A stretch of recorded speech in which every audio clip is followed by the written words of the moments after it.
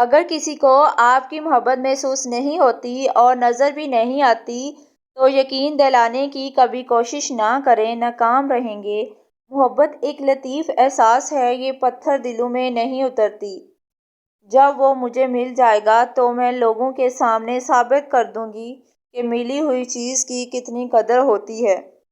عزیز من، محبت کسی کو چھوڑنے کی 99 مضبوط وجوہات رکھتے ہوئے بھی ایک کمزور اور جواز پر ساتھ دینے کا نام ہے۔ بے قدروں سے محبت ذہنی اذیت اور مکمل بیماری کے سوا کچھ بھی نہیں ہے۔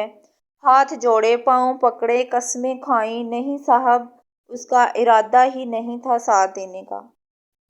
مرد بھی عورت کی طرح خدا کی ایک خوبصورت تخلیق ہے۔ میں نے اگر مرد کو لڑکیوں کے فکرے کستے دیکھا ہے تو اس آدم آزاد کو اولاد گھر والوں کے لیے دوسروں کی گالیاں سنتے بھی دیکھا ہے۔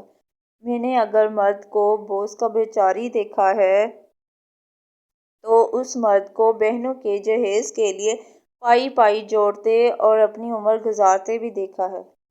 میں نے اگر مرد کو انا پرست دیکھا ہے اور اسی مرد کو بس میں اپنی سیٹ عورت کے لیے چھوڑتے عورتوں کو قطاروں میں کھڑے رہنے کی زحمت سے بچاتے بھی دیکھا ہے۔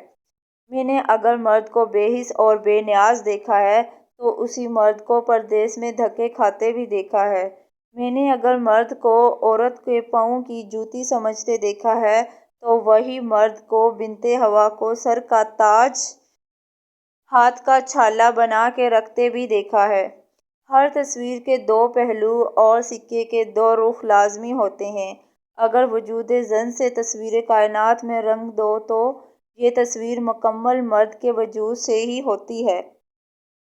زندگی میں اگر ہم سفر کا انتخاب کرنے کا موقع ملے تو ہمیشہ ایک ذمہ دار انسان کا انتخاب کرنا، جو آپ کا خیال رکھ سکے، آپ کی ضرورت کو پورا کر سکے۔ محبت کچھ نہیں ہوتی۔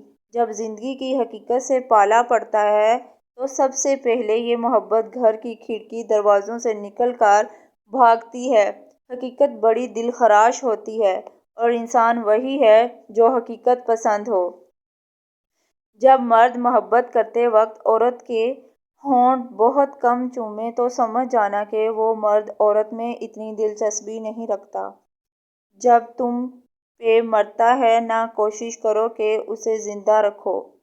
کسی کے دل میں رب نے تمہارے لیے محبت ڈالی ہے تو اس پر شکر کرو کہ رب نے تمہیں اس قابل سمجھا، اور قدر کرو ان کی جو تمہاری قدر کرتے ہیں، ورنہ جو رب دل میں محبت ڈال سکتا ہے وہ تمہارے لیے کسی کے دل میں صبر بھی ڈال سکتا ہے۔